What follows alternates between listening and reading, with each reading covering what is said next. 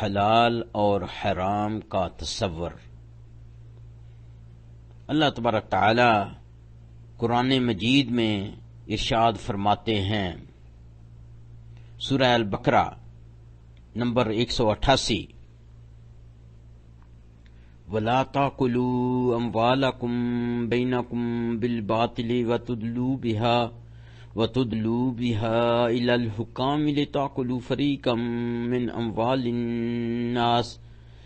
أَمْوَالِ النَّاسِ بِالْإِثْمِ وَأَنْتُمْ تَعْلَمُونَ۔ اور ایک دوسرے کا مال نہ حق نہ کھاؤ، اور نہ اس کو رشوت کے طور پر حاکموں کے پاس پہنچاؤ، تاکہ لوگوں کے مال کا کچھ حصہ ناجائز طور پر کھا جاؤ، اور اسے تم جانتے بھی ہو۔ اس آیت کریمہ کا شان نزول یہ ہے کہ آپ صلی اللہ علیہ وسلم کے دو صحابیوں کے درمیان زمین کے ایک ٹکڑے کے بارے میں تنازع پیدا ہو گیا۔ دونوں حضور کے پاس آئے، مدعی کے پاس گواہ نہیں تھا۔ رسول اکرم صلی اللہ علیہ وسلم نے مدعی علیہ سے پوچھا، کیا تم قسم کھا کر کہہ سکتے ہو کہ یہ تمہاری ملکیت ہے؟ وہ حلف کے لیے راضی ہو گیا۔ پھر آپ نے یاد دہانی کے طور پر مندرجہ ذیل آیت کریمہ تلاوت فرمائی، سورہ آل عمران نمبر 77، ان الذین یشترون بعہد اللہ وایمانہم ثمنا قلیلا اولئک لا خلاق لهم فی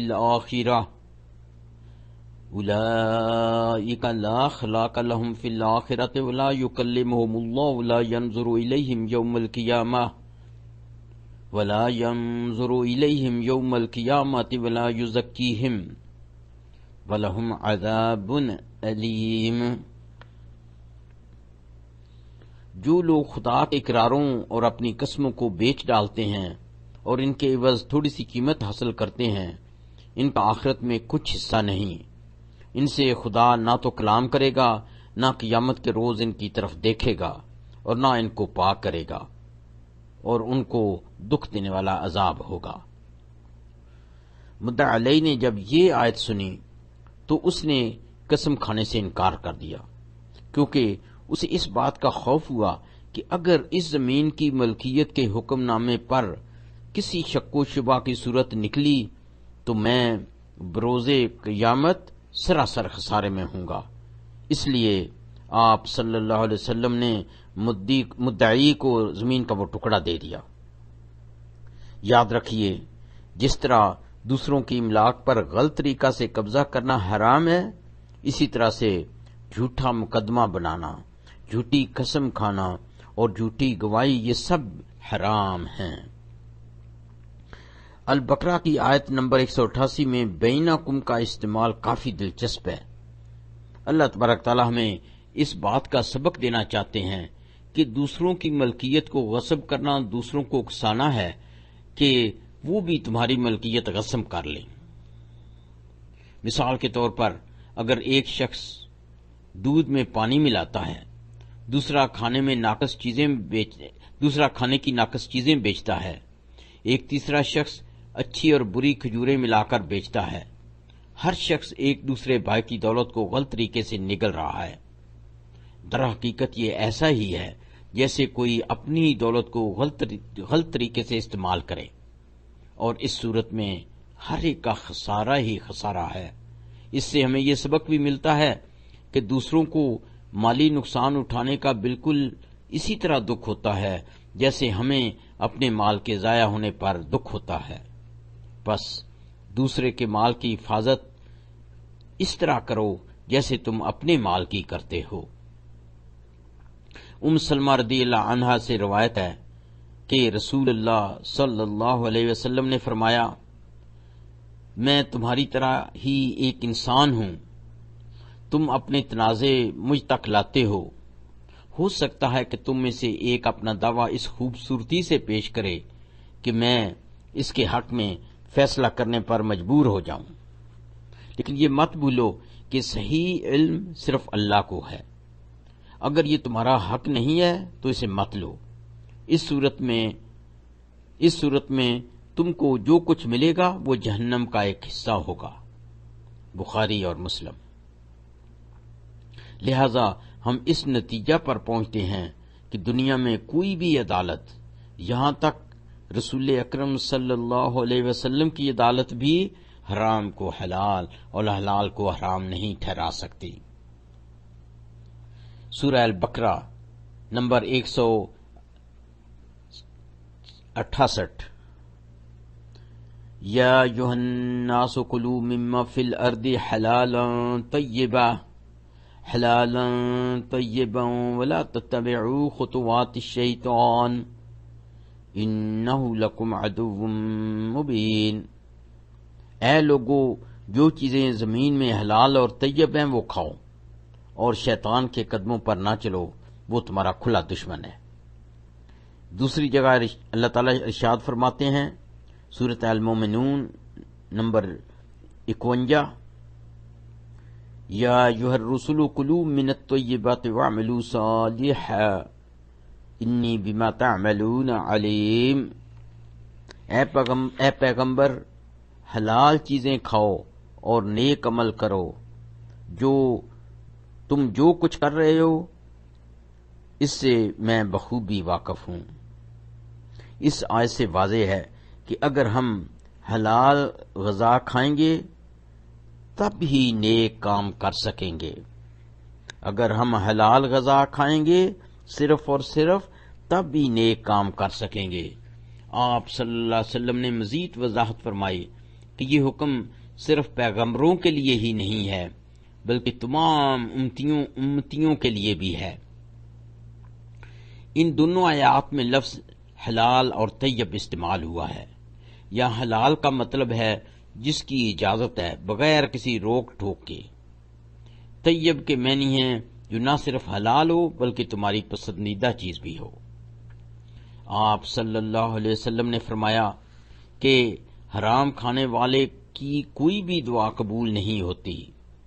کئی لوگ عبادت وغیرہ میں مشقت اٹھاتے ہیں، پھر ہاتھ پھیلا کر اللہ تعالیٰ سے دعا کرتے ہیں، یا اللہ ہماری ان دعاؤں کو قبول کر لے، لیکن اگر ان کا کھانا حرام ہے، ان کا پینا حرام ہے، ان کا پہننا حرام ہے تو پھر ان کی دعا کیسے قبول ہوگی؟ مسلم۔ رسول اکرم صلی اللہ علیہ وسلم نے فرمایا کہ وہ لوگ جو حلال کھاتے ہیں، میری سنت پر عمل کرتے ہیں اور کسی کو ایذا نہیں پہنچاتے، ایسے لوگ جنت میں جائیں گے۔ آپ صلی اللہ علیہ وسلم کے صحابہ کرام فرماتے ہیں کہ اے اللہ کے نبی، یہ چیز آپ کے ماننے والوں میں عام ہے۔ آپ صلی اللہ علیہ وسلم نے فرمایا اور مستقبل میں بھی لوگ اس پر عمل کریں گے۔ ترمذی۔ حضرت عبداللہ بن عمر رضی اللہ عنہ فرماتے ہیں کہ رسول اکرم صلی اللہ علیہ وسلم نے فرمایا، اگر تم نے مندرجہ ذیل 4 باتوں پر عمل کیا تو یہ تمہارے لیے کافی ہے۔ اگر تم کو ان سے دنیا میں کوئی اور دوسرا فائدہ حاصل نہیں ہوا تو بھی تمہارے لیے کافی ہے۔ نمبر 1، امانت کی حفاظت، سچ بولو، دوسروں سے حسن سلوک سے پیش آؤ اور حلال کھاؤ۔ ایک بار حضرت سعد بن ابی وقاص رضی اللہ عنہ نے رسول اللہ صلی اللہ علیہ وسلم سے درخواست کی کہ وہ اللہ سے دعا فرمائیں کہ اے اللہ تعالیٰ میری دعائیں قبول فرمائیں۔ دوسرے الفاظ میں کہ وہ مقبول الدعا ہو جائیں۔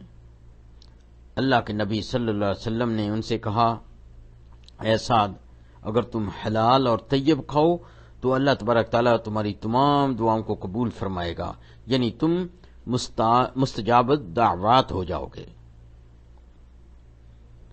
رسول اللہ صلی اللہ علیہ وسلم نے اسی حدیث میں مزید فرمایا، میں اس اللہ کی قسم کھاتا ہوں جس کے ہاتھوں میں میری جان ہے کہ اگر کوئی انسان حرام چیز کا ایک ٹکڑا بھی کھاتا ہے تو اس کے کسی بھی عمل کو اللہ 40 دن تک قبول نہیں کرتا۔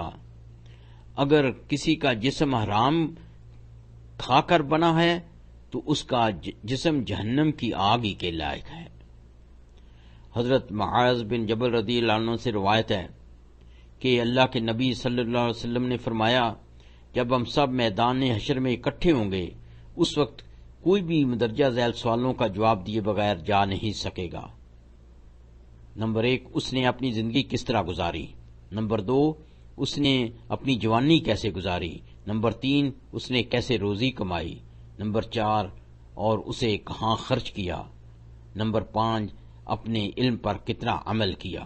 البحیقی۔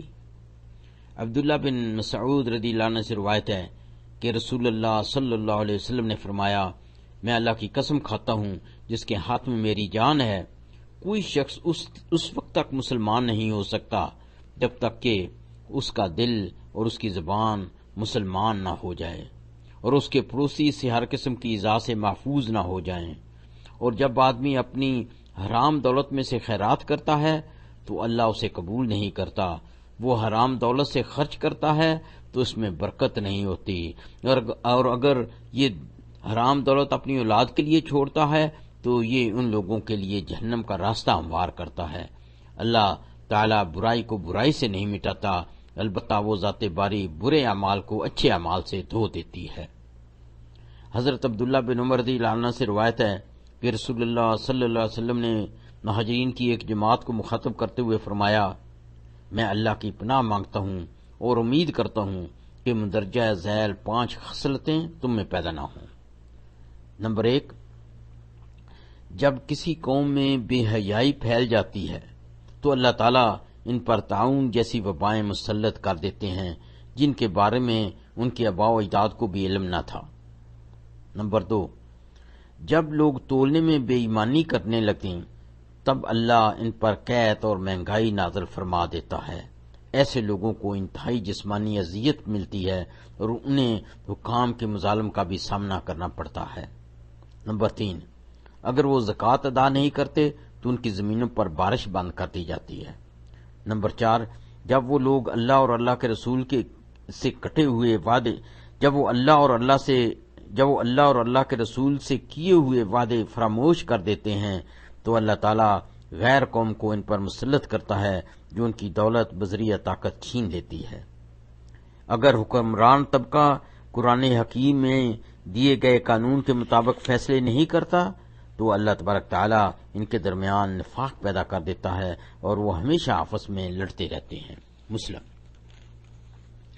یہ بات دلچسپ ہے کہ قرآن پاک میں ماہ سیام کی تفصیل کے فوراً بعد سورۃ البقرہ کی آیت نمبر 188 میں حلال حرام کا بیان ہوا، چونکہ روزے کے دوران کئی حلال اشیاء بھی منع ہیں۔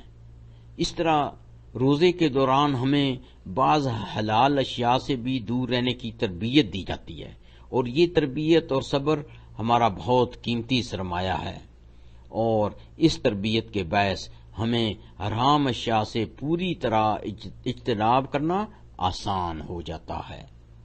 اس کے علاوہ روزہ داروں کے لیے یہ شرط بھی ہے کہ وہ صرف حلال چیزوں سے ہی روزہ کھولیں۔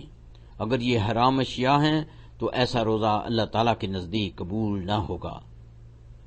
حلال اور حرام کا فیصلہ کسی پیغمبر کے اختیار پر بھی نہیں چھوڑا گیا ہے، جیسا کہ سورۃ تحریم آیت نمبر 1 میں اللہ تبارک تعالیٰ حضور کریم صلی اللہ علیہ وسلم سے مخاطب کر کے فرماتے ہیں، یا ایھا النبی لما تحرم ما حل اللہ لک تبتغی مرضات ازواجک واللہ غفور الرحیم۔ اے نبی، جس چیز کو اللہ نے آپ کے لیے حلال کر دیا ہے اسے آپ کیوں حرام کرتے ہیں؟ کیا آپ اپنی بیویوں کی رضامندی حاصل کرنا چاہتے ہیں؟ اللہ بخشنے والا اور رحم کرنے والا ہے۔ یہ بات یاد رکھنی چاہیے کہ حرام اور حلال کا صحیح فیصلہ صرف اور صرف اللہ تعالیٰ ہی کر سکتے ہیں۔ بس دنیا کی کوئی طاقت یا حکومت حلال و حرام کے مسئلہ کو حل نہیں کر سکتی، کیونکہ مختلف پارٹیوں کے مفاد اس میں شامل ہوں گے۔ اسی طرح دباؤ کے تحت تیار کیے گئے فیصلے، خواہ وہ ذاتیوں یا بین الاقوامی انصاف پر مبنی ہوں، وہ کبھی بھی قابل قبول نہیں ہوں گے۔ صرف اللہ کا حرام و حلال کا قانون ہی تمام لوگوں کے لیے منصفانہ اور قابل قبول ہوگا۔ دعا ہے کہ اللہ تعالی ہمیں اس لائق بنائے کہ ہم ہمیشہ حلال کے عادی رہیں اور حرام سے بچیں۔ آمین ثم آمین۔